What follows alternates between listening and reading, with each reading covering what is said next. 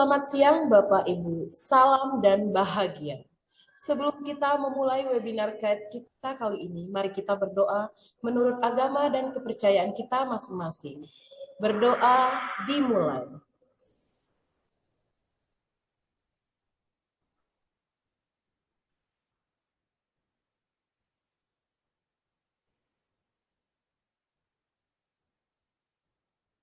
Berdoa selesai. Terima kasih. Perkenalkan, nama saya Ibu Metalia SPD, selaku moderator webinar kita kali ini dengan tema Berbagi Bersama Kurikulum Merdeka yang diselenggarakan oleh Komunitas Belajar KKG SD Maitreya Wirabatam dan Universal Teacher Community. Sebelum memulai webinar kita kali ini, saya persilakan kepada Ibu Kepala SD Ketapang, Ibu Fani, untuk memberikan kata sambutan. Kepada Ibu, saya persilakan. Baik, terima kasih Ibu Dona. Sebelumnya saya ucapkan terima kasih dan puji syukur karena kesempatan hari ini juga dan atas kehendak Tuhan bisa mengatur waktu untuk kita melaksanakan webinar bersama ini. Dan terima kasih juga kepada Pak Baharun selaku Kepala Sekolah SD Maitreya Wirabatam, narasumber Ibu Intan dan Ibu Mariati, serta moderator Ibu Dona dan Bapak Irwanto. Terima kasih telah meluangkan waktu serta memberikan ilmu atau materi kurikulum Merdeka ini. Saya berharap dengan adanya webinar ini, para guru di SD Maitreya Wira Ketapang lebih memperdalam dan mendapatkan materi tentang kurikulum Merdeka ini, serta sebagai langkah awal untuk mempersiapkan kurikulum Merdeka di tahun 2023 dan 2024. Baik, karena kita untuk menghemat waktu juga, jadi sekian untuk kata sambutan dari saya. Terima kasih, Bu. Terima kasih, Bu Fani. Selanjutnya, saya persilahkan kepada Bapak Kepala SD Maitreya Wirabatam, Pak Baharun Sudin, untuk membuka kegiatan webinar kita. Kepada Bapak, saya persilahkan. Baik, terima kasih Ibu Metalia.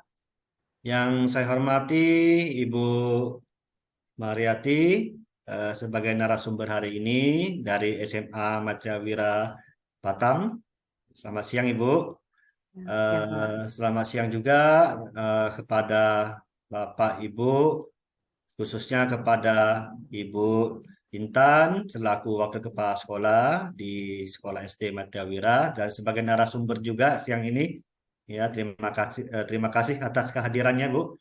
Dan begitu juga dengan Bapak Irwanto selaku Wakakur juga di SDS Maitreya Wira Batam telah hadir menyisikan waktu buat kita bersama dalam acara kegiatan berbagi bersama ya dalam implementasi pemahaman implementasi kurikulum Merdeka seperti itu ya. Dan saya ucapkan selamat datang juga kepada Ibu Fani. Sebelumnya kita sudah kenal ya. Jadi beliau juga sudah dari awal mengikuti dari kurikulum kita. Jadi saya sangat bangga juga sampai hari ini tidak terlepas untuk tetap belajar bersama kami. Dan kiranya kalau ada kekurangan, ya mohon dimaklumi. Kalau ada kelebihan, ya mari berbagi kepada yang lain. Seperti itu ya. Di siang hari ini kita yaitu berbagi bersama terkait dengan kurikulum Merdeka. Jadi saya hanya sedikit saja Bapak Ibu, seperti apa sih kurikulum Merdeka ini ya? Kurikulum Merdeka ini sehendaknya itu free, artinya bahwa free itu tapi punya peraturan ya. Artinya di sini dalam perkembangan zaman kita tidak bisa lagi menggunakan kurikulum-kurikulum yang dahulu Bapak Ibu ya. Nah, jadi kurikulum itu berkembang itu dikarenakan dengan perkembangan zaman. Jadi sehingga termasuk dalam kurikulum Merdeka ini ya, bagi satuan pendidikan itu diharapkan bisa disederhanakan, tidak menyulitkan siswa, tidak menyulitkan guru, tetapi ada titik temu caranya. Caranya bagaimana yang sesuai dengan perkembangan zaman sekarang, khususnya untuk penerapan-penerapan mengajar, penerapan-penerapan menerima, seperti itu. Ya, tidak jauh bahwa suatu informasi, suatu pengetahuan itu tercipta dikarenakan ada saling interaktif, ya Bapak Ibu. Nah, jadi kurikulum di sini, kurikulum Merdeka khususnya itu lebih banyak dikaitkan ke dalam intrakurikuler. Kalau kita bicaranya ada intrakurikuler, ekstra, ya, ada koor, ya, koor kurikuler. Jadi kalau kurikulum Merdeka itu banyak sekali kegiatan-kegiatan di dalam intrakurikuler ini itu yang dikaitkan dengan perkembangan-perkembangan siswa, model-model belajar siswa, ya, dan khususnya struktur kurikulum ini lebih fleksibel Bapak Ibu ya. Dalam jam pembelajaran juga tidak kaku seperti dahulu-dahulu, di plotting berapa jam dalam seminggu, ribet kali ya, lalu mengejar target, sehingga siswa-siswa ini tertinggal. Nah, ini salah satu juga yang disebut dengan berdiferensiasi ya. Nanti akan Bapak Ibu pelajari dari narasumber penjelasan-penjelasannya ya. Ini kan pertama kali. Dan untuk lebih esensial ya, lebih esensial lagi kurikulum ini seperti apa? Esensial itu lebih yang bermanfaat. Jadi tidak buang-buang waktu, terukur, terarah seperti itu Bapak Ibu ya. Dan juga di sini yang poin berikutnya terkait dengan kurikulum Merdeka ini diberikan keleluasan bagi kita, bagi sekolah, bagi satuan pendidikan, sampai bagi peserta didik. Nah, itu betul-betul diperhatikan. Jadi bukan sumber dari buku, tetapi sekarang kita orangnya ya, manusianya yang membuat sumber. Kalau kita dulu sumber yang membuat manusia menjadi guru. Tidak, zaman sekarang guru harus menjadi sumber. Nah, jadi artinya siswa juga menjadi pusat dari pembelajaran. Jadi bukan hanya guru. Oleh sebab ini, tidak dipungkiri bahwa di zaman era yang maju ini, Bapak Ibu, kita bisa merasa bahwa kapan lagi kalau guru tidak menguasai pembelajaran menggunakan teknologi, digitalisasi, semuanya. Saya pikir itu sudah telat Bapak Ibu. Kenapa? Kita bisa melihat kiri kanan anak-anak kita belajar menggunakan YouTube. Bahkan kita tahu orang tua tidak mengajari. Kita bisa tahu bahwa zaman sekarang orang tua jarang mengajari anak-anak, ya. Bahkan mereka dikasih HP, belajar sendiri. Namun oleh sebab tidak adanya peraturan, tidak adanya metode konsep yang baik di sekolah, sehingga kita juga bisa berkalah saing sama YouTube. Saya boleh bilang Bapak Ibu, YouTube itu salah satu guru yang terpintar di dunia sebetulnya. Kenapa? Semua manusia bisa didoktrin, tetapi di sekolah kenapa tidak? Mari, ini tanda tanya. Di dalam kurikulum Merdeka, Bapak Ibu akan bisa menemukan solusinya. Saya pikir Bapak Ibu narasumber juga bisa memaparkan di mana sih letak bedanya kurikulum Merdeka dengan kurikulum yang terdahulu. Seperti itu ya Bapak Ibu ya. Terima kasih atas waktunya. Saya berikan waktu dan tempatnya kepada Ibu narasumber, Ibu Mariati dan Ibu Intan beserta teman-teman, kepada Bapak Ibu guru yang ada di Ketapang atau sekolah-sekolah MW FOSMI. Mari kita simak. Jika ada pertanyaan, jangan segan. Bila tidak cukup waktu, kita akan coba usahakan bertemu lagi ke depannya nanti. Saya pikir cukup sekian untuk pengantar ini. Selamat dan silakan untuk berbagi bersama. Selamat siang Bapak Ibu. Siang Pak, terima kasih Bapak Baharun Sudin. Baiklah, kita akan memulai webinar kita. Silakan Bapak Ibu mengambil tempat ternyaman agar dapat fokus mengikuti webinar kita. Bapak Ibu dapat mengajukan pertanyaan dengan mengetik di kolom chat. Pertanyaan dapat ditujukan kepada keynote speaker dan narasumber kita. Sebelumnya, saya perkenalkan dulu narasumber webinar kita yang pertama, yaitu Ibu Intan Purnama Pahlawan, SIKOM SPDMM. Beliau adalah sebagai salah satu penggerak komunitas belajar di PMM dan sebagai Waka Kurikulum SD Maitreya Wirabatam. Kepada Ibu Intan, saya persilahkan. Terima kasih Bu Meta. Salam dunia satu keluarga, salam bahagia Bapak Ibu semuanya.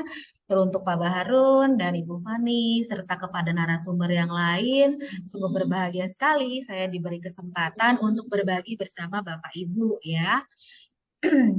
Jadi pada kesempatan yang kali ini saya hanya ingin berbagi saja ya Bapak Ibu tentang apa yang sudah kami lakukan selama menempuh untuk kurikulum Merdeka di tahun ajaran ini dan tahun ajaran yang baru. Jadi saya izin share screen ya Bapak Ibu.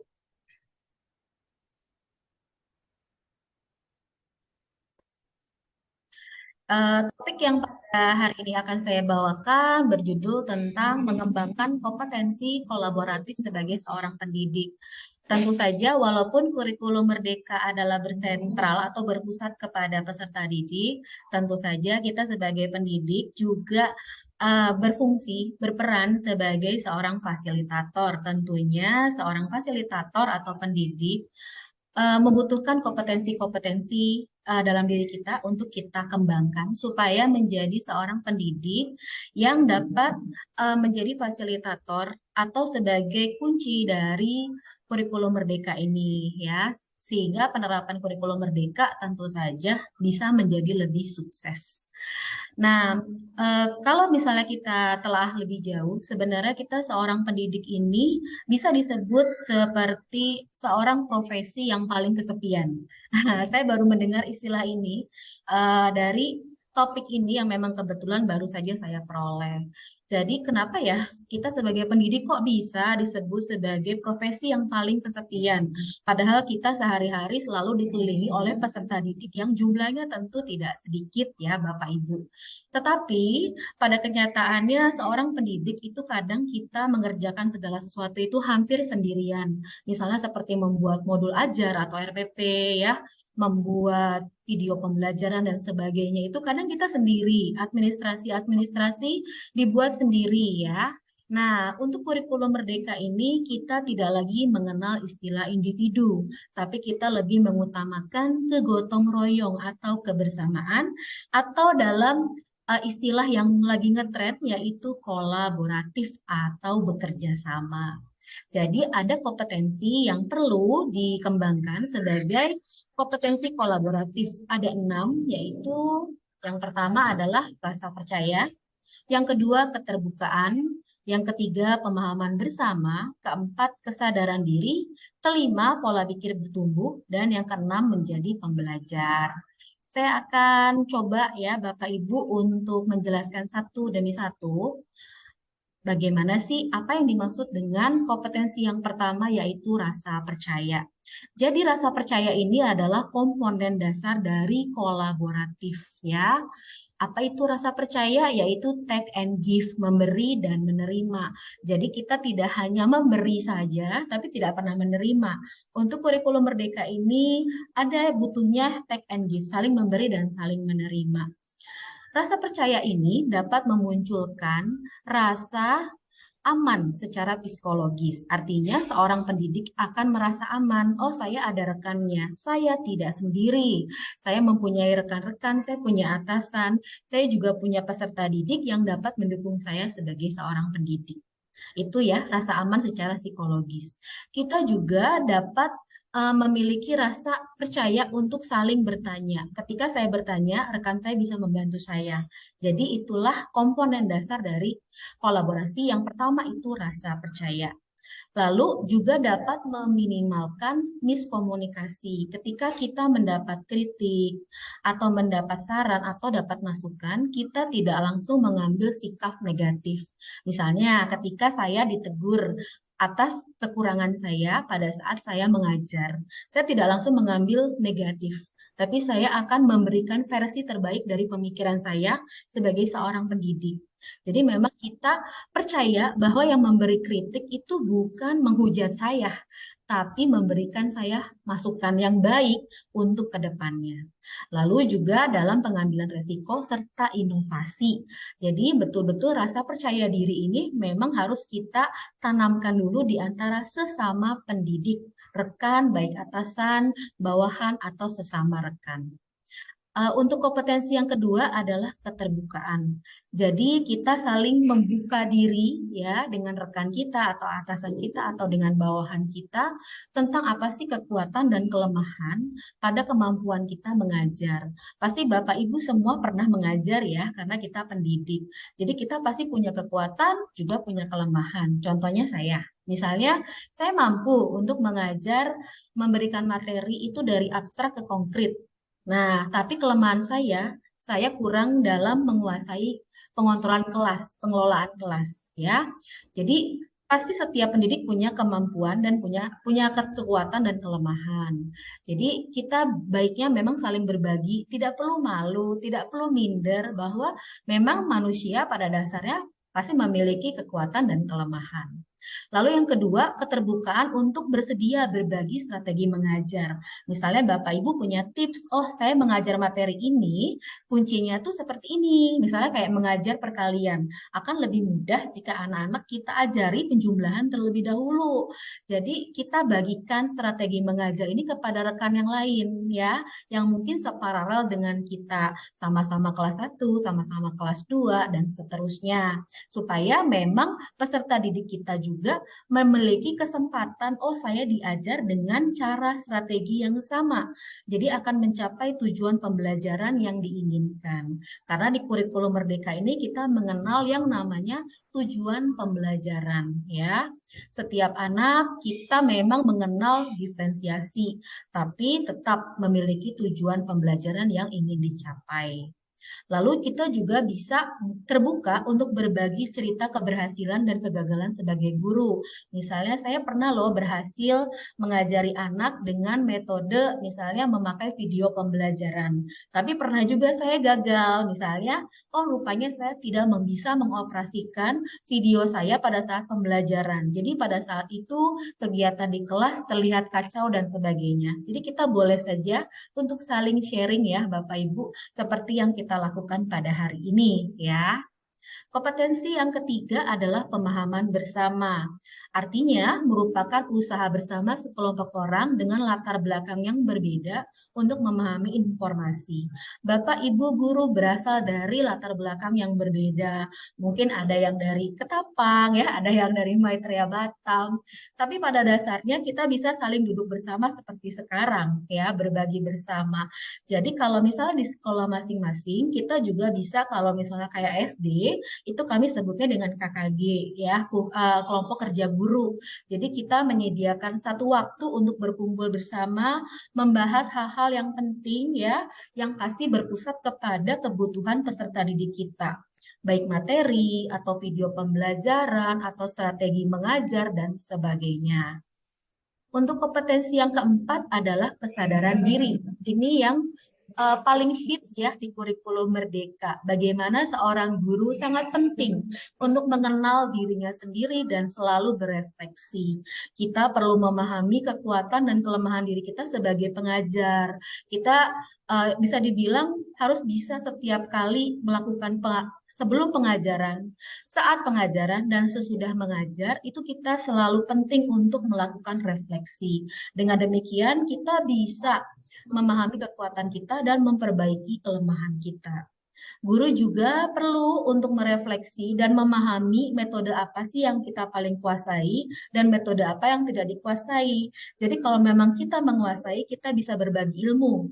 Tapi kalau metode itu tidak kita kuasai, kita bisa bertanya kepada rekan kita, kira-kira metode apa sih yang paling cocok untuk anak-anak. Nah, seperti itu ya. Lalu kompetensi yang kelima adalah pola pikir bertumbuh. Artinya, kita memiliki pola pikir bahwa suatu kepandaian, talenta atau bakat, dan kemampuan itu adalah sesuatu yang dapat dikembangkan melalui pelatihan atau seperti sekarang kita berbagi bersama walaupun melalui webinar ya atau melalui pelatihan diklat, BIMTEK dan sebagainya. Semua itu dapat dikembangkan melalui usaha kita sendiri, niat kita sendiri, dan kerja keras kita sendiri untuk memperoleh ilmu. Jadi seorang pendidik wajib memiliki rasa haus akan belajar, ya. Dan kita juga senantiasa mau menerima masukan dan bantuan dari orang lain. Karena kalau pola pikir kita tidak bertumbuh, kita selalu merasa saya sudah bisa. Itu akan membuat diri kita tercekat ya, tidak akan berkembang, tidak memiliki kemampuan yang mungkin di luar sana sebenarnya sudah sangat maju. Tapi kalau kita menutup diri, ya tentunya kita sebagai pendidik akan ketinggalan zaman, ya. Kurang lebih kalau istilah sekarang gitu ya, kurang apa? Hitsnya itu kita harus selalu belajar mengikuti perkembangan zaman. Nah, kurikulum ini juga berubah seiring dengan perubahan zaman, menyesuaikan. Jadi kita juga nggak boleh kalah ya, Bapak Ibu sebagai seorang pendidik. Dan untuk kompetensi yang terakhir adalah menjadi pembelajar. Artinya, ini adalah suatu pola pikir untuk terus belajar dari berbagai sumber. Bapak Ibu, murid juga adalah sumber belajar bagi seorang pendidik ya. Jadi ketika kita melihat mungkin dalam suatu kejadian di kelas, kita menghadapi situasi yang belum pernah kita temui, itu sebenarnya adalah sumber belajar bagi kita. Bagaimana kita akan menghadapi situasi tersebut ya. Lalu kita juga memiliki pola pikir untuk melihat semua kesempatan adalah sebagai pembelajaran. Walaupun kita ditegur ya, walaupun kita mungkin dikritik, itu adalah kesempatan kita untuk belajar. Jadi jangan diambil negatifnya, tapi kita merubah menjadi versi terbaik pemikiran positif kita. Dan bersedia untuk mengembangkan diri ya. Seperti contohnya mengikuti guru penggerak ya atau membuat komunitas belajar di PMM. Nah, semua itu bisa kita lakukan menjadi seorang pembelajar. Dari keenam kompetensi ini tentu saja sekolah perlu memiliki strategi karena sekolah adalah tempat bernaung para pendidik. Nah, apa saja strateginya? Yang pertama adalah pemimpin dapat memberi contoh. Pemimpin di sini bukan cuma kepala sekolah, tapi kita sebagai pendidik adalah pemimpin bagi anak-anak kita ya, bagi peserta didik. Atau pemimpin bagi rekan-rekan kita, bisa saja seperti itu. Jadi, apa sih yang perlu kita contohkan kepada mereka? Yang pertama, kita harus memakai 6 strategi tadi, memiliki rasa percaya ya, memiliki keinginan untuk bertumbuh berkembang, lalu memiliki keterbukaan untuk berbagi kekuatan dan kelemahan kita, bersedia sharing untuk apapun ya. Jadi kalau kita sudah memberikan contoh, baik bawahan kita ataupun peserta didik kita akan mengikuti kita. Oh, guru saya juga nggak malu loh mengakui kelemahan dia, nggak malu loh untuk minta maaf kalau salah. Nah, jadi anak-anak juga akan memiliki sikap yang sama dengan kita. Jadi membentuk kolaborasi ini bukan cuma antar pendidik, tapi juga kepada peserta didik kita. Ya, yang kedua, sekolah mendukung inovasi. Jadi kurikulum Merdeka ini banyak sekali komponen-komponennya, tetapi sekolah juga jangan ragu untuk maju. Jadi ketika ada inovasi seperti platform Merdeka Mengajar, mari kita dukung guru-gurunya untuk ikut ke PMM ya, menyelesaikan pelatihan mandiri, berani mencoba membentuk komunitas belajar ya. Bagus atau tidak bagus itu urusan nanti ya. Yang penting kita sudah mau membuka diri kita ya, bahwa kita itu mau berkolaborasi dengan siapapun. Itu adalah salah satu inovasi yang dilakukan yang berbeda dengan kurikulum sebelumnya ya. Lalu yang ketiga, sekolah mendukung terjadinya kolaborasi guru. Apa maksudnya? Nah, mungkin Bapak Ibu Kepala dapat memberikan sedikit waktu untuk guru-guru dapat bertemu ya, seperti dalam KKG atau membentuk komunitas belajar. Jadi di dalam KKG ini banyak sekali yang bisa dibahas ya Bapak Ibu, baik materi untuk selanjutnya atau dalam perkembangan peserta didik ya, atau untuk strategi mengajar yang lebih baik dalam pembuatan media pembelajaran dan sebagainya. Jadi mungkin perlu spare waktu ya, kita memberikan rasa percaya kepada guru-guru untuk bertemu ya, dan supaya mereka bisa mengembangkan diri mereka sendiri gitu.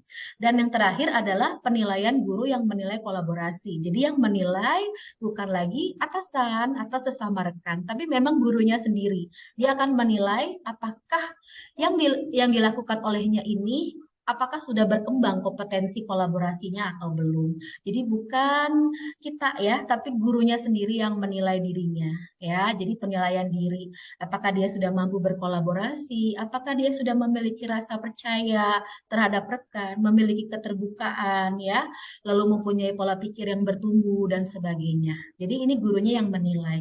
Ketika guru berefleksi, ketika guru sudah bisa mampu menilai dirinya sendiri, semoga ya itu akan terjadi pengembangan kompetensi kolaborasi.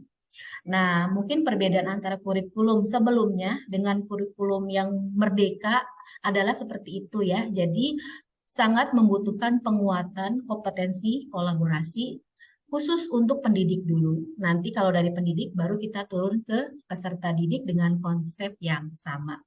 Kurang lebih mungkin pada siang hari ini ya, penutupnya adalah kolaboratif merupakan salah satu kompetensi yang sangat penting Bapak Ibu untuk meningkatkan kualitas dari mutu pengajaran di satuan pendidikan tempat kita bernaung. Jadi kalau kita sudah memiliki rasa kolaboratif ya, kerjasama itu semoga lah ya, pastinya kualitas dan mutu itu akan meningkat dengan sendirinya gitu. Mungkin itu saja ya Bapak Ibu, Bu Meta yang bisa saya sharingkan pada hari ini. Terima kasih Bapak Ibu atas kesempatannya. Terima kasih Ibu Intan atas pemaparan yang luar biasa. Ternyata rasa percaya itu bukan hanya dari anak-anak ke kita saja atau kita ke anak-anak ya Bu Intan. Ternyata bisa saling ke rekan guru lainnya. Nah, saya dapat pembelajaran nih dari webinar kali ini. Baiklah, kita akan lanjutkan dengan topik untuk yang kedua dari narasumber kita, yaitu Ibu Mariati SS MPD. Beliau adalah Kepala SMA Maitreya Wirabatam. Kepada Ibu Mariati, saya persilahkan. Ya, selamat siang, salam dan bahagia. Senang sekali hari ini saya diberi kesempatan untuk berbagi kembali dengan komunitas guru-guru dari Ketapang. Hari ini saya melanjutkan sedikit pemaparan dari Bu Intan yang sudah mengawali dengan statement kolaboratif dan gotong royong. Jadi hari ini saya mencoba mengambil satu tema tentang pembelajaran secara kolaboratif yang sering kita sebut dengan collaborative learning. Bapak Ibu santai aja ya, karena tadi sudah ada beberapa hal yang disampaikan oleh Ibu Intan. Saya mengajak Bapak Ibu untuk lebih mendengarkan sedikit cerita dari kami dari SMA Maitreya Wira dalam penerapan pembelajaran secara kolaboratif yang pernah kami lakukan pada waktu masa pandemi. Oke, kita lihat, makanya judulnya saya beri itu adalah A Story of Collaborative Learning.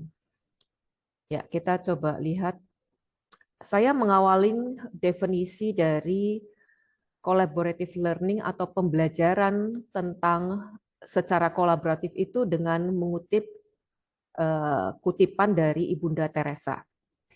Ibunda Teresa berkata bahwa saya bisa melakukan sesuatu yang Anda tidak bisa. Anda bisa melakukan sesuatu yang saya mungkin tidak bisa. Tapi kita bersama-sama bisa melakukan hal yang hebat. Jadi makna dari definisi kolaboratif ini saya sampaikan di sini ini adalah bahwa kita itu butuh yang namanya teman, kita itu butuh yang namanya rekan, kita butuh yang namanya lingkungan yang sama-sama bisa kita ajak untuk menghasilkan sesuatu yang lebih sukses daripada kita lakukan secara sendiri. Oke, kita lihat berikutnya lagi. Nah, ranah kolaborasi yang ingin saya coba berbagi hari ini melalui cerita saya itu adalah kolaborasi sebagai kompetensi, kolaborasi sebagai aksi, dan kolaborasi sebagai model pembelajaran. Nah, kolaborasi sebagai kompetensi tadi sudah disampaikan oleh Bu Intan dengan beberapa tips dan strategi. Nah, kita akan coba lihat bahwa kolaborasi sebagai kompetensi itu memang harus kita miliki karena itu merupakan keterampilan di abad 21. Tadi Pak Baharun juga menyampaikan bahwa anak-anak kita terlahir berbeda generasinya dengan kita. Dan di kurikulum Merdeka itu disampaikan bahwa anak-anak terlahir berbeda. Kenapa? Karena kita sebagai pendidik juga harus menyesuaikan kodrat zamannya. Zaman kita berbeda dengan anak-anak, tapi sebagai pendidik kita harus menjadi pembelajar sejati, di mana walaupun anak-anak berbeda generasinya dengan kita, kita tetap harus berusaha untuk menjadi pembelajar menyesuaikan kondisi zaman sekarang, mengikuti apa yang bisa kita berikan kepada anak-anak dan memotivasi anak-anak. Makanya keterampilan kolaborasi itu merupakan keterampilan abad 21 yang masuk dalam 4C, yaitu selain dari yang namanya kreativitas, bernalar kritis, komunikasi, ternyata kolaborasi adalah salah satu hal yang perlu dimiliki baik terutama sebagai pendidik. Nah, yang kedua saya akan mencoba mengambil contoh implementasi Social Fair Day yang ada di sekolah kami sebagai bentuk kolaborasi aksi nyata yang dilakukan baik oleh peserta didik maupun pendidik di sekolah kami. Yang ketiga adalah kolaborasi sebagai model pembelajaran. Jadi ini adalah variasi pembelajaran dengan menggunakan teknologi, kemudian juga mencakup assessment proses pembelajaran yang akan kita lihat bersama. Jadi cerita saya dimulai dengan yang namanya pembelajaran kolaboratif melalui variasi pembelajaran yang disebut dengan kampanye sosial. Jadi variasi pembelajaran ini jarang ada di sekolah. Kenapa? Karena sewaktu pandemi kita juga sedang mencari inspirasi bagaimana anak-anak bisa mendapatkan motivasi belajar. Jadi kampanye sosial itu merupakan salah satu bentuk variasi pembelajaran yang kami dapatkan ketika kami guru sedang browsing bersama-sama untuk melihat kira-kira bentuk pembelajaran yang secara kolaboratif dengan anak-anak bisa menjadi daya tarik buat anak-anak itu apa. Dan kami menemukannya itu di kampanye sosial. Tapi kami tidak bekerja sendiri, kami juga dibantu oleh guru, peserta didik, dan salah satu komunitas. Komunitas yang saya maksud ini adalah komunitas dengan platform sosial. Jadi komunitas ini bernama Campaign ID, dia adalah komunitas yang menggunakan platform sosial yang biasanya diminati oleh anak-anak karena anak-anak kita sudah terlahir di era di mana mereka sering menggunakan media sosial sebagai bentuk daya tarik dari pembelajaran. Nah, ini merupakan salah satu variasi pembelajaran yang dimasukkan oleh komunitas Campaign ID, di mana mereka mengajak peserta didik dan guru untuk ayo kita lakukan kebaikan.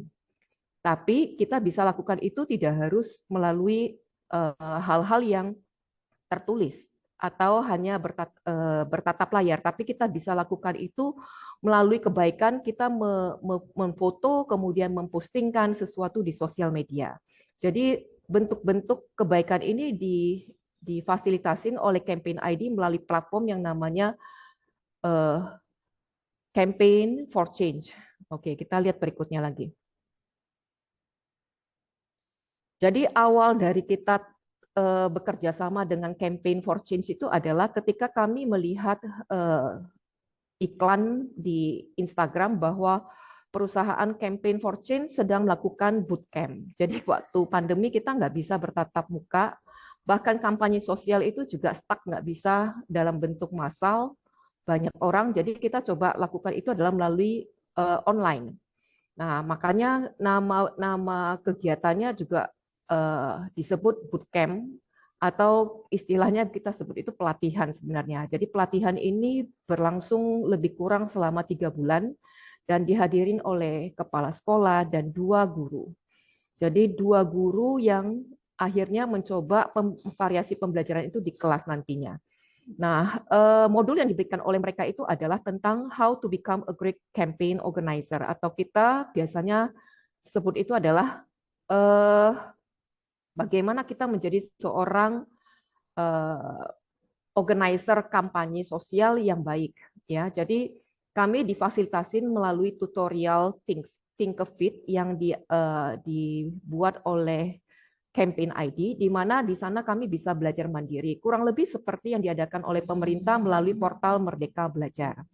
Nah, di sini satu hal yang menarik adalah bahwa tanpa kami sadarin, ternyata ketika saya sebagai kepala sekolah dan 2 guru yang mengikuti kegiatan ini, awalnya kami lakukan itu secara mandiri dan terpisah. Tapi ketika kami mengikuti tutorial itu secara konsisten, akhirnya terbentuklah kolaborasi yang tanpa kami sadarin melalui beberapa hal yang diberikan oleh Campaign ID.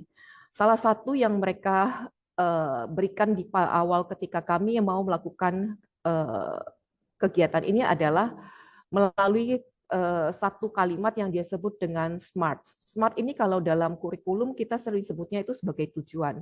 Kalau dalam sekolah kita sebutnya sebagai visi. Jadi selalu dikuatkan adalah kita harus punya satu hal yang spesifik yang harus kita capai bersama-sama. Kemudian itu harus terukur, harus punya target, achievable, kemudian harus realistis untuk dijalankan dan juga harus punya timeline. Nah, 5 hal inilah yang menjadi akar pertama informasi awal ketika kami bersama-sama melakukan pembelajaran melalui tutorial Thinkerfit ini. Next. Nah, setelah melalui proses pembelajaran selama 3 bulan antara Kepsek dan kepala dan guru, akhirnya kami mencoba melakukan pembelajaran itu kepada siswa. Jadi di modul yang kami pelajari sebelumnya itu kami itu secara tidak langsung itu diajak untuk membuat satu platform sosial. Jadi platform sosial selama 3 bulan yang dihasilkan oleh guru dan kepala sekolah adalah satu platform yang disebut mengajak masyarakat, mengajak peserta didik untuk mari bijak nyampah pilah sampah. Jadi Campaign ID ini fokus pada kampanye sosial dengan 4 kategori. Kategori yang pertama adalah pendidikan, kategori yang kedua adalah kesetaraan gender, yang ketiga adalah kesehatan, dan yang keempat adalah lingkungan. Kami memilih lingkungan karena selama pandemi kami merasa motivasi anak-anak untuk melakukan gerakan sustainable living, memilah sampah atau hal seperti ini tidak bisa kita lakukan di sekolah. Lalu bagaimana kita bisa mengajak peserta didik, ayo walaupun kita tidak sekolah, tapi kita bisa kerjakan ini di rumah, kita bisa postingkan hal-hal baik yang kita lakukan. Jadi ada platform yang kita sediakan yang namanya Mari Bijak Nyampah Pilah Sampah. Nah, melalui platform ini anak peserta didik SMA diajak untuk membuat caption. Jadi mereka membuat caption, mereka memfoto sesuatu, tapi dengan tema yang disediakan dan call action-nya adalah mari bijak nyampah pilah sampah. Jadi ada instruction bertahap yang diberikan dalam platform ini yang mengajak peserta didik, misalnya ya, mari kita memisah sampah organik dan anorganik. Mungkin itu dilakukan pada hari pertama. Jadi platform ini menyediakan kebiasaan berkampanye selama 7 hari berturut-turut dengan instructional sederhana yang bisa dilakukan konsisten oleh peserta didik tanpa harus kita menyampaikannya itu secara tatap muka. Jadi karena anak-anak juga termotivasi untuk selalu melihat gadget, kita gunakan platform itu untuk menyampaikan call to action-nya melalui platform tersebut. Selain kegiatan bijak nyampah pilah sampah, kita juga menyediakan platform yang berikutnya yang diambil oleh peserta didik sendiri melalui yang namanya diet plastik dan 3R. Diet plastik adalah salah satu bentuk uji coba ketika kita diajak oleh Campaign ID untuk menjadi Ambassador for Change. Jadi ada program mereka yang namanya Ambassador for Change.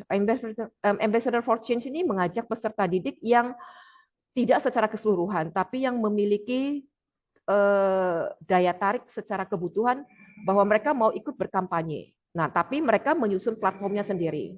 Kalau yang pertama Mari Bijak Nyampa Pilah Sampah itu dari guru dan kepala sekolah yang memang menentukan tujuannya dari awal dan akhirnya bersama-sama mengajak mereka untuk lakukan. Untuk diet plastik dan 3R ini murni dari anak-anak sendiri, mereka yang memasang, mereka yang memberikan tujuannya, kemudian juga mereka juga yang akhirnya membuat kampanye sosialnya sendiri. Nah, dari kegiatan pertama itu kami tidak menyadari ternyata collaborative learning ini viral sampai ke anak-anak. Bahkan anak-anak bisa melakukannya itu tanpa harus ada guru yang memberikan pengetahuannya secara terus-menerus. Nah, kita lihat berikutnya lagi. Jadi ini adalah contoh pembelajaran kolaboratif antar siswa. Hal-hal seperti ini ternyata kami sebagai guru juga belajar dari siswa. Anak-anak ketika mengadakan event Social Fair Day, kegiatan Social Fair Day, mereka mengajak para audiens dari sekolah-sekolah lain sekota Batam yang dari jenjang SMP sampai SMA untuk bersama-sama melakukan kebaikan sosial, tapi mereka menyusun eventnya itu secara terstruktur dan difasilitasi oleh Campaign ID. Jadi dalam Campaign ID itu kami melihat perbedaan antara guru yang melakukan dengan murid yang menjadi pesertanya. Ketika kami melakukan pembelajaran secara kolaboratif ini, ternyata kami menyadari anak-anak lebih mengerti kebutuhan daripada anak-anak sendiri. Jadi ketika pembelajaran itu kami lakukan pertama kali itu oleh guru, ketika ada kondisi susunan acara yang melibatkan motivasi anak-anak untuk belajar, itu kita masukkanlah itu yang namanya fun games, tebak gambar. Anak-anak mampu membuat kreativitas tebak gambar dengan kondisi yang sesuai dengan zamannya mereka. Jadi anak-anak membuat tebak gambarnya itu sesuai dengan konteks mereka. Dan itu diminati oleh teman-teman mereka yang juga dari jenjang SMP dan SMA. Jadi satu hal yang kami rasakan adalah bahwa anak-anak ternyata punya kemampuan untuk menghasilkan sesuatu melalui pembelajaran kolaboratif ini tanpa harus meniru dan memakai seperti yang dimiliki guru, tapi mereka mampu memodifikasi. Oke, kita lihat lagi next slide. Nah, ini adalah kolaborasi yang dihasilkan oleh anak-anak ketika kami sudah lakukan pertama kali melalui Social Fair Day dengan judul Membangun Kesadaran Lingkungan. Lalu setelah pertama kali dilakukan oleh guru, anak-anak membuat pembelajaran tapi tidak dalam bentuk yang namanya lingkungan. Jadi mereka mengambil kategori yang lebih bebas tapi tetap punya smart point yang saya sebut spesifik, measurable, terukur, achievable, punya target, dan yang kemudian adalah achievable, satu lagi realistik untuk dijalankan, dan yang terakhir adalah punya time bound. Nah, ini adalah contoh media pembelajaran yang diatur oleh anak-anak sendiri dengan tema yang mereka pahami, tapi diberi batasannya oleh guru. Jadi ini guru bahasa Indonesia dan guru bahasa Inggris serta guru PKN ini mengajak peserta didik untuk melakukan pembelajaran melalui webinar yang mereka lakukan sendiri setelah mereka melihat contoh pembelajaran yang dilakukan oleh peserta didik dan guru sebelumnya melalui tema tentang duta lingkungan. Nah, kalau kita lihat di sini ini ada anak-anak dari kelas IPA, mereka membuat judul pembelajarannya itu adalah tentang filosofi stoikisme. Nah, yang berikutnya adalah anak-anak yang membuat contoh pembelajarannya itu mengikuti tren baik atau buruk ya. Nah, itu datang idenya ternyata dari anak-anak. Lalu satu lagi yang dari kelas lainnya itu mereka membangun prestasi dengan hobi. Nah, ini juga mereka sandingkan dengan kontekstual pengalaman diri mereka masing-masing. Next. Nah, hari ini saya berbagi cerita tersebut itu ingin mengajak Bapak Ibu bahwa pembelajaran kolaboratif itu sebenarnya tidak sulit kalau kita mau memulainya. Jadi ketika kita memulainya akan terlihat bahwa sebenarnya itu akan mengalir dengan sendirinya beberapa hal yang menjadi kebutuhan peserta didik. Jadi hari ini saya berbagi bahwa pembelajaran kolaboratif seperti yang tadi sudah disebutkan itu membutuhkan satu hal yang menyangkut kesadaran diri kita, menyangkut keinginan kita untuk menjadi pembelajar sejati, dan beberapa hal keterbukaan antar peserta didik dan guru. Jadi hal-hal seperti yang tadi sudah disampaikan oleh Bu Intan, tanpa terasa dan tanpa kita sadari kita mau mengambil satu langkah untuk berkolaborasi itu akan muncul dengan sendirinya. Nah, ini adalah sedikit publikasi dari kami tentang kegiatan anak-anak yang berhasil kita lakukan melalui kampanye sosial yang bisa kita lihat bersama nanti di website yang namanya Ukiran Pena smw.wordpress.com. Nah, mungkin dari saya sampai di sini saja.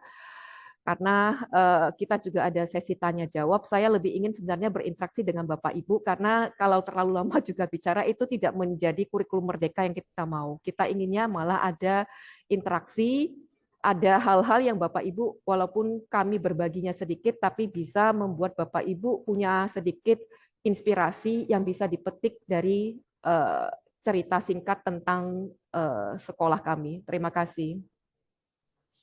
Terima kasih Ibu Mariati atas pemaparannya yang luar biasa. Ternyata sangat menarik ya Bu, kalau pembelajaran kolaboratif kita laksanakan. Apalagi sekarang kita lagi kolaborasi dari narasumber SD dan SMA. Ini juga salah satu bentuk kolaboratif pembelajaran. Baik, Bapak Ibu, demikianlah sesi pemaparan dari kedua narasumber kita. Selanjutnya saya akan membuka sesi tanya jawab. Bapak Ibu dapat bertanya langsung dengan membuka voice atau dengan mengetik di kolom chat. Pertanyaan dapat ditujukan kepada kedua narasumber kita atau kepada Bapak Kepala SD Maitreya Wira. Baik, terima kasih sebelumnya kepada narasumber Ibu Intan dan Ibu Mariati. Untuk dari saya belum ada pertanyaan, cuman akan saya balikkan ke para guru karena mereka menjadi tombak utama gitu untuk kurikulum merdeka nanti juga ya. Baik, saya persilahkan dari para koelause di sini yang ingin bertanya, saya persilahkan maju ke depan. Boleh ya Bu ya? Sangat boleh Bu. Ke depan. Yuk, koelause. Ya, kita Lagi tunggu nulis ya.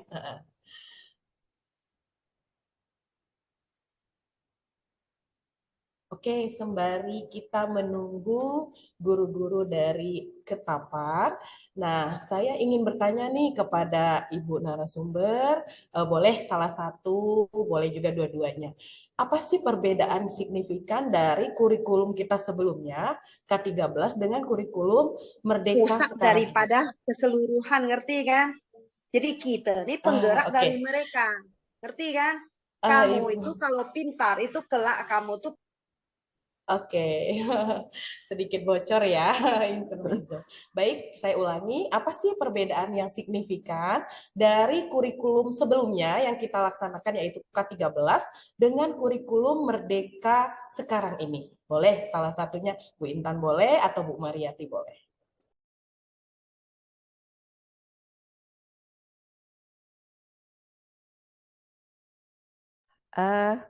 Boleh saya bantu jawab dulu? Boleh.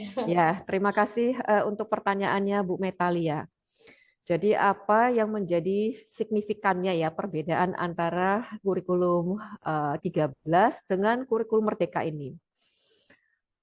Dalam observasi saya, kurikulum yang Merdeka ini sebenarnya adalah pemerintah mencoba membuka mindset kita bahwa pendidikan kita sudah berjalan cukup lama. Tapi kita tidak sadar bahwa kita itu terjajah.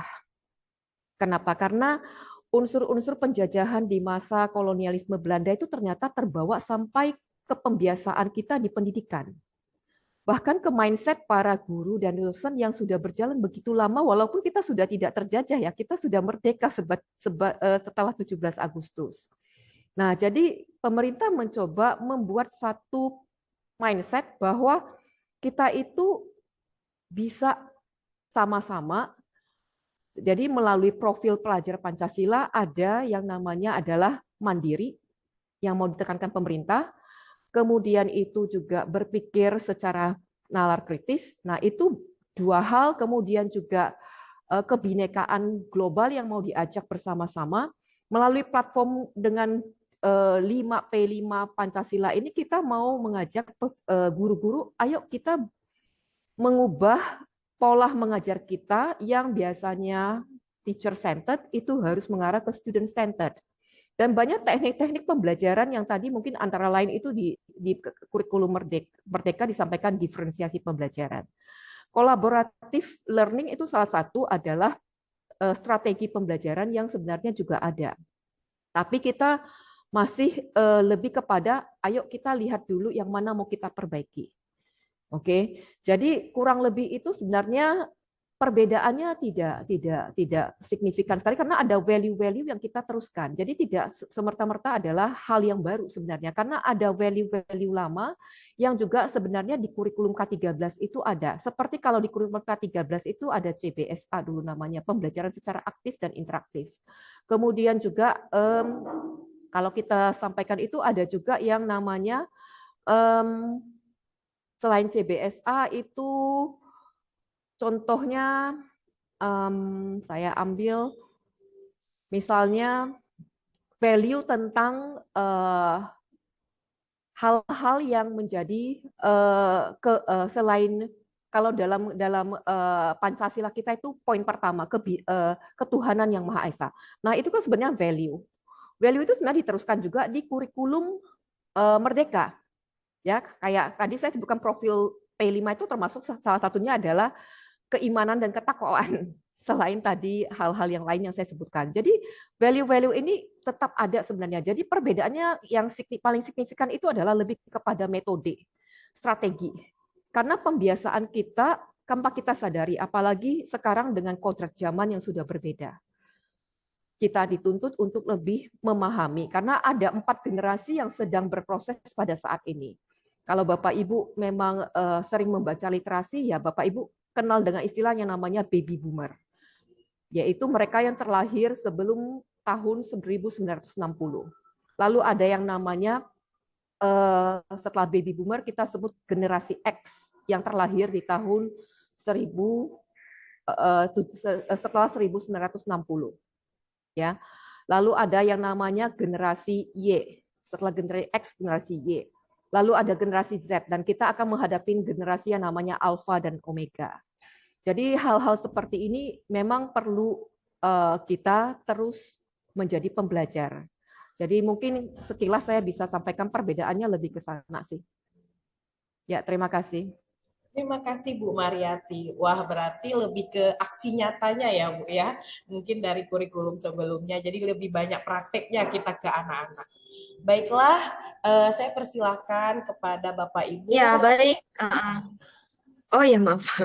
Boleh? Baik, Ya, ini silakan, ada Bu. kita, Miss Retno selaku guru bahasa Inggris ingin bertanya. Silakan. Halo Ibu semuanya. Halo Ibu. Perkenalkan saya Retno Indri Utami. Saya selaku guru bahasa Inggris di SD Maitreya Wira Ketapang. Oke, sebelumnya saya mau bertanya. Tadi kan Pak Baharudin juga ada mention tentang karakteristik kurikulum Merdeka yaitu fokus terhadap materi esensial. Nah, karakter tersebut kan sepertinya mendukung pemulihan pembelajaran dari sumber internet yang pernah saya baca juga katanya mendukung pemulihan pembelajaran. Apakah kurikulum sebelumnya itu tidak bisa mendukung pemulihan pembelajaran ini dan mengapa harus kurikulum Merdeka seperti itu? Terima kasih. Terima kasih. Jadi kenapa harus kurikulum merdeka untuk pemulihan kurikulum untuk saat ini ya? Boleh untuk Ibu narasumber kita juga boleh, atau dari Bapak juga boleh. Baik, terima kasih Ibu Metalia. Bapak Ibu yang terkasih, saya mencoba untuk menjawab, hanya berbagi. Bisa dengar suara saya? Saya, mohon maaf, Bisa lupa. Kak, sangat jelas. Ya, oke baik. Jadi gini, jadi terkait dengan kata esensial, bahwa bukan berarti kenapa pembelajaran esensial ini hanya berlaku pemulihan, bukan. Di dalam kata esensial itu kebetulan bahwa di dalam kurikulum Merdeka Belajar itu lebih banyak digunakan daripada di kurikulum K13 atau 2013, Bapak Ibu. Sejatinya kurikulum 2013 esensial tetap ada. Namun itu tidak berpusat kepada siswa sepenuhnya. Betul ya Bapak Ibu? Ini masih kaku. Pada kurikulum 2013, pembelajaran atau mengajar masih mengacu pada silabus yang sudah ditentukan, jampelnya ditentukan. Betul ya Bapak Ibu? Dan pada esensial di kurikulum Merdeka, ini juga esensial bahwa guru diberikan wewenang, keleluasaan untuk mencantumkan pembelajaran yang tidak harus sesuai dengan jam dan waktunya. Di mana disebut di situ ada fase A, fase B, seperti itu Bapak Ibu. Itu terkait dengan ketuntasan siswa. Contoh, kurikulum 2013 targetnya harus tuntas pada pembelajaran ya di semester 1. Itu kan sudah ditentukan KD-KD-nya ya Bapak Ibu ya. Nah, mau nggak mau itu harus tuntas. Anaknya itu tidak bisa lari dari jalur itu. Ini tidak esensial. Sedangkan yang dimasukkan esensial itu kebetulan pada masa pandemi itu ada kurikulum, muncullah kurikulum Merdeka, di mana sekaligus digunakan sebagai pemulihan. Seperti itu Bu ya Bapak Ibu. Nah, artinya bahwa di situ di dalam kurikulum Merdeka fase A. Fase A itu digunakan untuk kelas berapa? Mungkin Bapak Ibu yang belum tahu cari tahu. Itu kan digunakan untuk kelas 1 dan 2. Terus boleh nggak kelas 1 ini nggak tuntas pembelajarannya, lalu dipelajari di kelas 2? Seperti itu ya Bapak Ibu ya. Nah, itu kan berbeda lagi dengan kurikulum 2013. Esensialnya banyak. Ada juga esensial dari model pembelajaran. Ada juga interaktif, seperti dari narasumber tadi Ibu Madati dan Bu Intan bilang kolaboratif. Itu juga esensial, ya. Juga termasuk, jangan salah Bapak Ibu, alat atau perangkat ajar itu juga esensial Bapak Ibu. Banyak sekali, ya. Jadi esensial ini dalam arti apa? Bermanfaat, not wasting time. Tertuju sesuai dengan tujuan pembelajaran. Ya kan? Lalu sesuai dengan zamannya. Contoh nih Bapak Ibu, kalau saya bilang ya, ada contoh guru mengajar di dalam kelas. Ketika anak itu lebih pandai main YouTube, main apa. Sekali sekolah itu membelikan smart TV Bapak Ibu. Sekali waktu itu.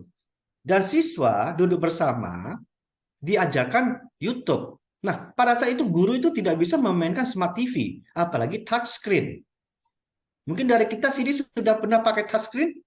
Itu bisa bayangkan, siswa kita salah satunya dalam kelas sudah pernah ada Bapak Ibu. Lalu pertanyaan saya, apakah Bapak Ibu sadar di kota masing-masing ada nggak sekolah yang menggunakan touchscreen? Ada Bapak Ibu. Jadi kalau sekolah saya, sekolah Bapak Ibu belum, ya maklum lah ya. Nah, artinya esensial ini juga sangat penting.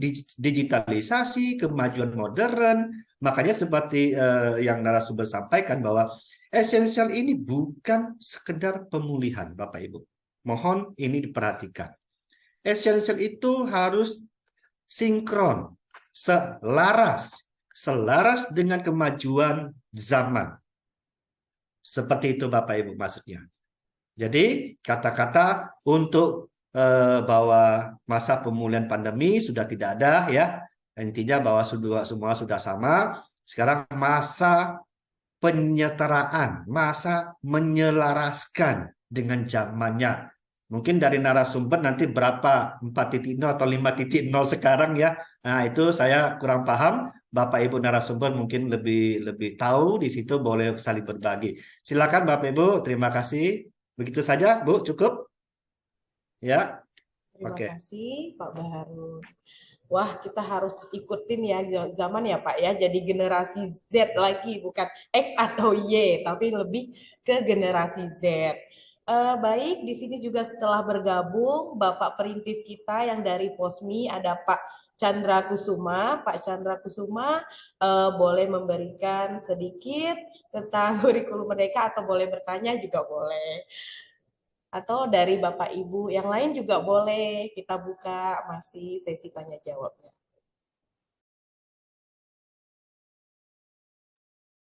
Selamat bergabung Pak Chandra ya. Selamat bergabung Pak Chandra. Terima kasih Kusuma. Pak Harun, Bu Mariati, Bu Intan, luar biasa, mantap. Boleh nih Pak Chandra berbagi kira-kira ada apa nih tentang kurikulum Merdeka kalau menurut dari segi Pak Chandra Kusuma sendiri bagaimana? Oke, baik. Wah, ini mendadak. Terima kasih Bu Metalia. Jadi Bapak Ibu, ini tadi saya baru dapat sharingan terkait webinar ini ya dari Pak Baharun di grup POSMI yang membagikan terkait kegiatan ini dan mengajak untuk bergabung nih. Terima kasih Pak Baharun. Di sini saya juga ada mengajak wakil kepala kurikulum saya untuk ikut bergabung. Ada Pak Diki, ada juga Bu Ria yang bergabung di dalam kegiatan webinar ini. Dan dari tadi saya mendengar pemaparan dari narasumber, ya memang sudah sangat luar biasa, sangat bagus ya. Sepertinya sudah pengalaman di dalam menerapkan kurikulum Merdeka di Sekolah Maitreya Wira Batam. Ya, jadi Bapak Ibu dari kegiatan webinar inilah mungkin nanti kita akan mendapatkan banyak hal-hal baru dan positif ya. Tadi seperti yang di-share juga oleh Bu Mariati tentang kegiatan di SMA Maitreya Wira yang nantinya pasti bisa menjadi inspirasi bagi kita semua di dalam menciptakan berbagai program yang akan berdampak bagi para peserta didik kita. Nah, jadi Bapak Ibu, intinya adalah di dalam kurikulum Merdeka ini ya sebagaimana yang sudah sering kita dengarkan bahwa tujuan akhir dari kurikulum ini adalah demi membawakan satu dampak positif bagi murid. Jadi kata kuncinya hanya di murid, murid, dan murid. Nah itu sebagaimana yang disampaikan oleh Pak Iwan Syahril ya selaku Dirjen di Kementerian Pendidikan Kebudayaan Riset dan Teknologi. Nah, jadi Bapak Ibu kita harus pegang semangat ini. Mari bersama kita majukan pendidikan di Indonesia mulai dari sekolah kita masing-masing dengan harapan nantinya di 2045 dapat tercipta generasi Indonesia emas tentunya dari sekolah-sekolah Maitreya Wira di seluruh Indonesia. Mungkin demikian Bu Metalia, terima kasih atas waktunya. Terima kasih Pak Baharun, Mariati. Terima kasih Pak.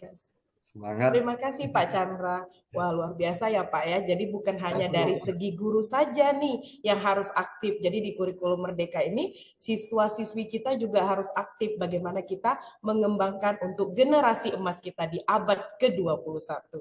Baik, apakah dari Bapak Ibu yang lainnya dari Sekolah Ketapang ada yang ingin bertanya? Saya persilahkan.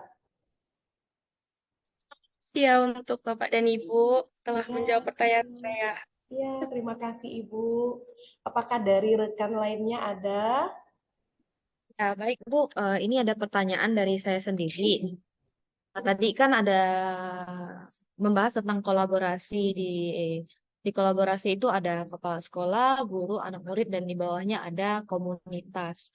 Nah, saya mau tanya nih komunitasnya itu peran apa itu komunitasnya? Apakah orang tua gitu? Nah, jika peran orang tua itu bisa kita ikutkan ke dalam kurikulum Merdeka. Kira-kira nih, misalkan contoh proyek apa saja yang proyek Merdeka apa yang bisa kita ajak itu orang tua untuk terjun. Lalu yang kedua, eh, kita kan nanti mendapatkan sesuatu di lapangan yang berbeda. Nah, apakah di kurikulum Merdeka ini di penilaian anak muridnya gitu, itu misalkan anak muridnya tidak sesuai kemampuan atau tidak bisa mengejar gitulah. Nah, untuk di kurikulum 13 kan kita masih menggunakan sistem oh anaknya tinggal kelas gitu. Nah, apakah di kurikulum Merdeka masih menggunakan sistem anak-anak tinggal kelas atau tidak gitu? Nah, itu aja. Oke, terima kasih Nah, terima Ibu kasih. Fani. Nah, mungkin ini pertanyaan yang pertama untuk Kombel atau komunitas belajar. Saya serahkan kepada Bu Intan. Kebetulan Bu Intan sebagai ketua Kombel kami. Nah, ini Bu Intan pertanyaannya, apakah Kombel komunitas belajar itu hanya ditujukan kepada guru atau bisa siswa atau orang tua saja? Baik, terima kasih Bu Meta, terima kasih Bu Fani untuk pertanyaannya. Jadi ini sedikit sharing saja ya. Komunitas belajar kami ini memang baru terbentuk di tanggal 30 Juni 2022 di tahun lalu. Jadi kebetulan saya mendaftarkan Kombel ini melalui platform Merdeka Mengajar, tapi pada waktu itu tidak secara langsung. Jadi kami kemarin memang untuk yang mendaftarkan diri itu ada persyaratannya, yaitu menyelesaikan sampai aksi nyata pelatihan mandiri di platform Merdeka Mengajar, yaitu kurikulum topik satunya topik 2 itu kurikulum Merdeka dan topik 4 perencanaan pembelajaran. Jadi harus tuntas sampai aksi nyatanya. Nah, akhirnya terpilih ya, Kombelnya resmi ada di platform Merdeka Mengajar. Nah, komunitas ini sendiri sebenarnya ada dua jenis ya. Kalau komunitas belajar PMM itu di sekolah khusus untuk kita sendiri ya, kalangan kita sendiri, dan yang kedua antar sekolah. Artinya bisa dengan sesama Maitreya Wira atau dengan sekolah-sekolah lain se-Nusantara. Nah, sedangkan kalau misalnya komunitas yang tadi ada di slide-nya Bu Mariati, mungkin nanti Bu Mariati yang menjelaskan ya Bu. Jadi untuk yang Kombel kami, ini komunitas belajar khusus untuk PMM, itu memang bertujuan ada 4. Yang pertama, pastinya kita sebagai PIC ya, person in charge dalam komunitas belajar itu, memang kami perlu yang namanya kalau istilah PMM itu pengikut. Tapi pengikut itu bukan maksudnya orang yang ikut-ikutan, bukan ya, tapi adalah orang pertama yang mendukung suatu inovasi atau perubahan di kurikulum Merdeka. Nah, karena kalau kurikulum Merdeka ini tujuannya adalah kolaboratif, bergotong royong. Dari satu orang menyebar ke yang lain, kayak multi level marketing gitu ya. Jadi tujuannya apa? Biar mempercepat penerapan kurikulum Merdeka. Nah, lanjut dari situ, kita juga akan bersama-sama berkolaborasi membuat berbagai perangkat pembelajaran yang memang ada di PMM ya, atau di kurikulum Merdeka, seperti modul ajar, bahan ajar ya. Lalu kalau capaian pembelajaran kan memang sudah ditetapkan oleh pemerintah. Yang bisa diatur oleh satuan pendidikan itu adalah TP, tujuan pembelajaran, dan ATP, atau alur tujuan pembelajaran. Jadi itu kita bersama-sama dengan seluruh guru di Indonesia bekerja sama untuk berbagi beban ya. Jadi kita tidak mengerjakan administrasi sendiri ya, seperti di Kurtilas, di kurikulum 13. Tapi kita bisa saling berbagi, saling meminjam, saling memakai supaya apa yang sesuai dengan satuan pendidikan kita gitu. Jadi apakah memang ini cocok untuk anak kita sesuai dengan ekosistem sekolahnya masing-masing. Lalu komunitas belajar ini juga bertujuan untuk membagi pengetahuan. Jadi mungkin kita ada yang duluan dapat, baru kita sebarkan. Jadi seperti kalau kita jadi penggerak komunitas, biasanya kita dapat dulu pembekalan dari pusat. Lalu kita bertujuan untuk menyebarkan supaya ada kesamaan wawasan. Jadi tidak salah arah ya, tidak tersesat. Apa sih yang di dalam kurikulum Merdeka, banyak banget bingung gitu ya.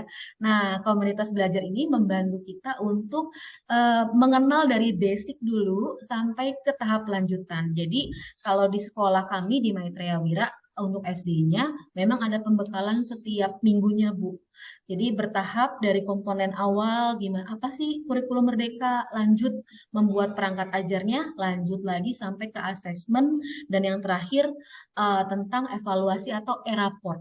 Nah, jadi tujuan ini memang butuh butuh waktunya banyak ya, tidak bisa dalam sekali pertemuan, tapi kita juga perlu belajar langsung, praktek langsung ya. Kalau hanya mendengarkan ceramah atau orang bicara mungkin kita nggak paham. Jadi memang butuh praktik langsung. Jadi komunitas belajar ini kalau bagi saya memang sangat bermanfaat, Bu. Jadi kitanya penggeraknya dapat ilmu dan bisa membagikan ilmu. Jadi artinya kita juga semakin paham ya, karena memang kompleksitas dari kurikulum Merdeka ini kalau dibilang banyak ya banyak, walaupun sebenarnya bisa kita atur, kita bisa kelola oleh satuan pendidikan sendiri. Kalau untuk komunitas belajar kurang lebih seperti itu ya, Bu Meta ya, Bu Fani, yang bisa saya bagikan berdasarkan pengalaman kami membentuk komunitas. Jadi komunitasnya ada dua, ada KKG SD, memang khusus SD. Lalu yang kedua adalah Universal Teacher Community, itu untuk seluruh guru. Jadi kami memang sudah daftarkan dua-duanya dan ada di platform Merdeka Mengajar. Kalau misalnya guru-gurunya bersedia, boleh bergabung bersama kami ya, Bu ya. Jadi mengikut. Baik, terima kasih Bu Makasih. Intan. Jadi untuk komunitas belajar di platform Merdeka Mengajar itu mungkin dikhususkan untuk guru-guru dulu ya. Jadi guru-guru Nusantara nih. Nah, tapi aksi nyatanya kita bisa kolaboratif dengan siswa di kelas. Nah, untuk pertanyaan kedua, apakah penilaian di kurikulum Merdeka Mengajar itu masih mengejar tinggal kelas? Nah, ini boleh Ibu Mariati, apakah sama dengan kurikulum sebelumnya? Ya, baik. Terima kasih Bu Metalia. Tadi kan mungkin ada disampaikan itu mengenai keberpihakan kepada siswa. Di kurikulum Merdeka kita kental sekali selalu diingatkan itu adalah keberpihakan kepada siswa. Berpihak pada siswa. Jadi pemerintah mendorong kita itu membuat yang namanya diferensiasi pembelajaran, bahwa setiap anak terlahir dengan potensi dan keunikannya masing-masing. Tentu ada unsur-unsur yang membuat penilaian di sekolah yaitu kadang tidak terakomodir secara keseluruhan. Makanya didoronglah oleh pemerintah itu terus-menerus, ayo lakukan diferensiasi pembelajaran. Karena juga menyadari ternyata selama ini kita terlalu teacher center, kita terbiasa untuk memberitahu ya sebagai guru, karena kan di zaman kita ya memang belum teknologi semaju sekarang ya. Tapi dengan kondisi sekarang berbagai pengetahuan sumber informasi bisa didapatkan di media dalam hitungan detik. Cuman peran guru harus berubah sebagai orang yang berpengalaman yang bisa membimbing dan mengarahkan anak-anak, tapi tidak lagi sebagai pemberi ilmu. Karena pemberi ilmu itu sudah ada di medianya sekarang. Makanya dibilang kan kita harus lebih kepada karakter value sebenarnya. Oke. Jadi apakah penilaiannya itu ada tinggal kelas lagi. Makanya tadi disampaikan itu konteks setiap sekolah itu berbeda. Jadi sebenarnya itu adalah dikembalikan kepada penilaian konteks setiap sekolah. Pemerintah memang mengatur panduan di awal, tapi Bapak Ibu guru dan sekolah lebih mengetahui konteks Bapak Ibu karena Bapak Ibu yang berhadapan langsung dengan peserta didik. Pemerintah mempersiapkan panduannya, tapi pemerintah tidak mengurus sampai oh sekolah ini harus tinggal kelas berapa yang mata pelajarannya itu tidak bisa lulus KKM-nya. Nah itu diserahkan kepada sekolah melalui kurikulum yang akan diatur oleh kepala sekolah dan timnya. Ya jadi jawabannya ya tidak bisa saya bilang ya atau tidak ya. Jawabannya tidak ya dan tidak, tapi dikembalikan kepada konteks sekolah masing-masing. Tapi tetap mengikuti alur panduan undang-undang dari pemerintah. Jadi biasanya pemerintah akan memberi garis secara umumnya karena pemerintah menaungi Sabang sampai Merauke dengan konteks sekolah yang berbeda-beda, konteks sekolah yang di perkotaan, yang di pedesaan, yang mungkin ada yang di pulau, yang mungkin konteksnya berbeda antar ini. Ya, jadi pemerintah hanya memberikan acuan secara umum yang memang kadang diundang-undangkan melalui undang-undang nomor sekian. Jadi kalau di assessment nanti bisa dilihat sih undang-undang nomor berapa yang ada di ini. Kalau saya terus terang tidak hafal. Ya, ya itu saja mungkin gambaran dari saya. Terus menyambung tadi mengenai komunitas. Saya tadi mengambil kata komunitas itu sebenarnya untuk menggantikan yang namanya dunia industri. Jadi komunitas itu sebenarnya bisa dari orang tua. Ya, karena apa? Karena ya orang tua termasuklah salah satu selain apa ya peserta didik, tapi orang tua juga menjadi komunitas dan selain daripada tadi yang saya sebutkan itu adalah pihak luar seperti dunia industri, kemudian juga tokoh masyarakat, ya itu sebenarnya adalah komunitas yang tidak hanya di iklimnya hanya kepala sekolah, guru, tapi sudah melibatkan komunitas guru komite orang tua akan lebih baik. Kalau yang komite melibatkan komite orang tua itu saya yakin dari sekolah Maitreya Wira Deli Serdang itu banyak sekali contohnya karena mereka program kepada orang tua itu aktif sekali. Oke, kalau kami di Batam lebih kepada komunitas dunia industri, ya tokoh masyarakat, narasumber. Nah itu mungkin konteks-konteks apalagi sekarang banyak guru penggerak ya. Jadi kadang guru penggerak sendiri didatangkan untuk menjadi komunitas di sekolah sendiri. Ya itu mungkin tambahan dari saya. Terima kasih. Terima kasih Bu Mariati. Jadi mungkin lebih tepatnya kita lebih banyak pembelajaran diferensiasi ya. Jadi biar paham bahwa perbedaan anak-anak itu banyak ya. Apakah dari Ibu Fani ada yang tambahan? Baik, udah cukup Udah jawaban cukup. yang saya dapatkan. Mungkin kalau selebihnya ada pertanyaan lagi, saya boleh hubungi secara pribadi ya, Bu Sangat boleh Mariati. Bu, untuk kerjasamanya sangat dinanti. Baiklah, terima kasih untuk anggota webinar kita kali ini yang sangat antusias dalam bertanya kepada Ibu narasumber. Kita juga memberikan selalu jawaban-jawaban yang diberi. Baiklah, sesi tanya jawab saya tutup. Ini ada sedikit dari Pak Baharun sebelum ditutup. Silahkan Pak Baharun. Tidak, iya, San. Baik. Maaf Bu, tidak Ya. satu lagi, maaf Pak. Oh Oke, boleh, bagus, boleh, bagus. Ya, boleh lanjut, tambah. lanjut. Nggak Beli apa-apa. satu gratis satu boleh Ya, ada ditambah satu nih. guru saya yang Boleh, bertanya, boleh. nanti dia nggak tidur nyenyak. Iya, iya boleh. Silakan Ibu.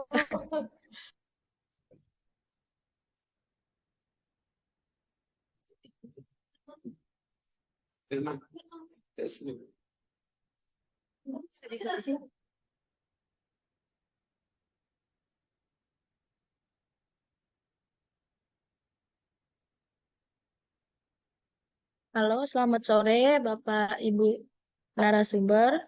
Perkenalkan saya Elsa, salah satu guru di SD Maitreya Wira.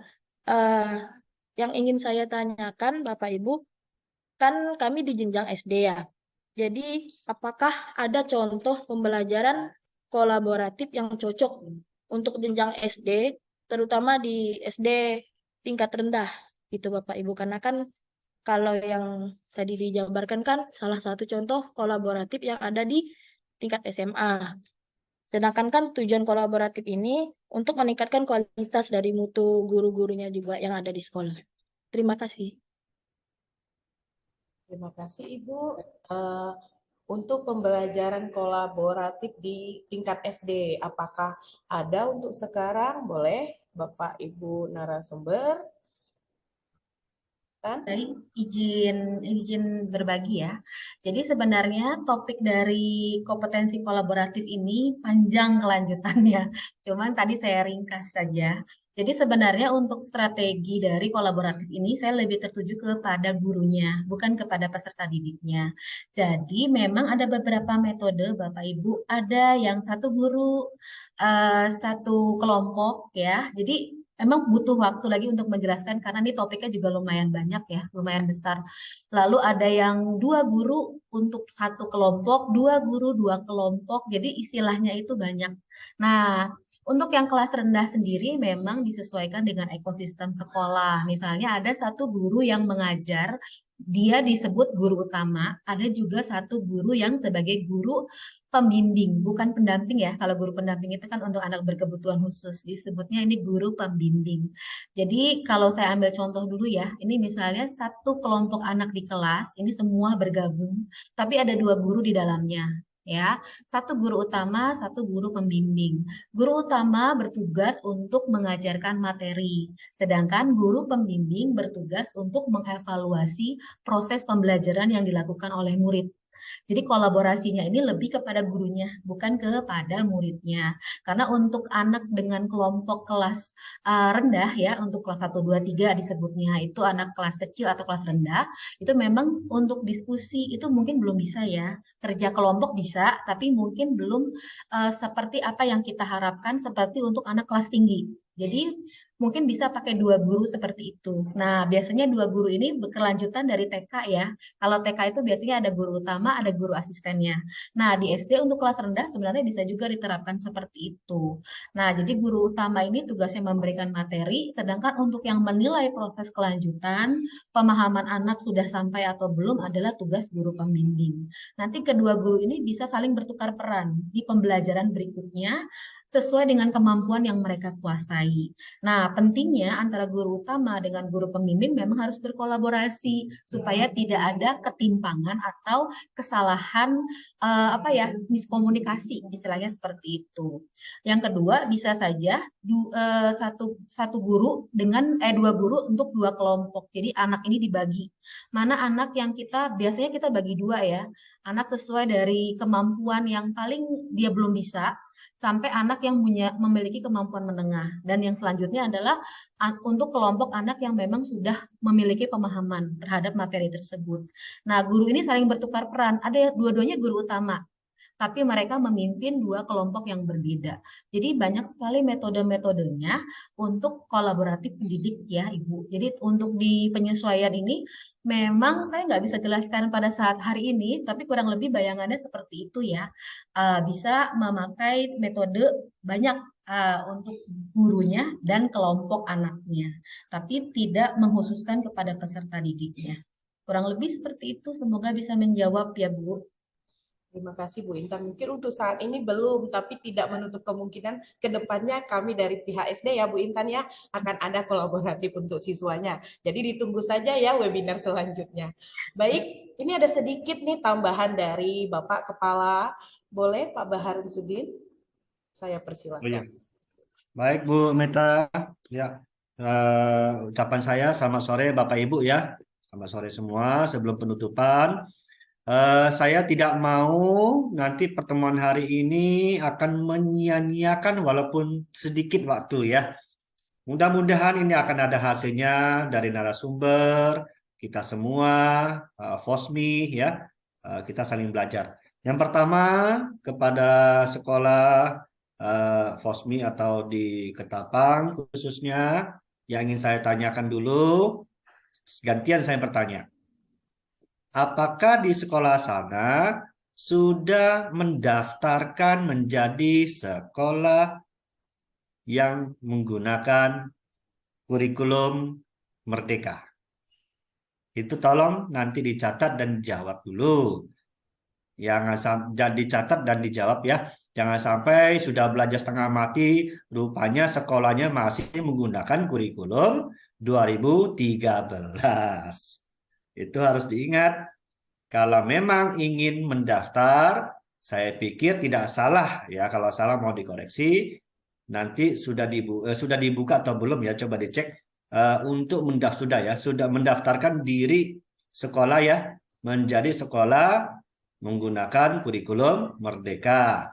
Baik secara mandiri belajar, baik secara mandiri merubah ataupun mandiri berbagi, berarti PSP yang seperti Ibu Mariati ya, Bu Mariati kalau tidak salah PSP ya, program sekolah penggerak ya. Ya itu sudah wajib. Nah, kalau kita statusnya STS Maitri Wira di sini, Batam, jujur Bapak Ibu, kami masih berstatus atau mandiri belajar. Oleh sebab itu, pertanyaan kedua, apakah Bapak Ibu kita sekolah sudah membuat bukan ini namanya KOSP ya. Di sini ada bukan kurikulum buku dokumen apa 2013 ya. Ini KOSP adalah rancangan oke, rancangan daripada operasional untuk kurikulum Merdeka. Jadi Bapak Ibu, inilah disebut buku dokumen 1, ini sangat penting. Di dalam sini adalah menjelaskan menjelaskan kerja-kerja. Maaf ya, ini saya videonya latar belakang mungkin ya. Jadi karena apa? Backgroundnya berbeda. Sebentar Bapak Ibu, saya harus hilangkan dulu backgroundnya gimana. Nan ya. Oke, nan. Nah ini Bapak Ibu sudah nampak ya? Oke, ini KOSP ya. Jadi ada kurikulum operasional satuan pendidikan. Kurikulum operasional satuan pendidikan. Inilah adalah dokumen 1 disebut biasanya khusus Merdeka Belajar. Kami dari SD sudah siapkan. Bila Bapak Ibu ingin lihat contoh silakan ataupun di-download di Google juga ada, Bapak Ibu pelajari dulu. Nanti kalau sudah sambil belajar, daftarlah di alamat, nanti kalau tidak ada kami bisa sharingkan ya. Daftar silakan mandiri kalau bisa mandiri belajar seperti kita.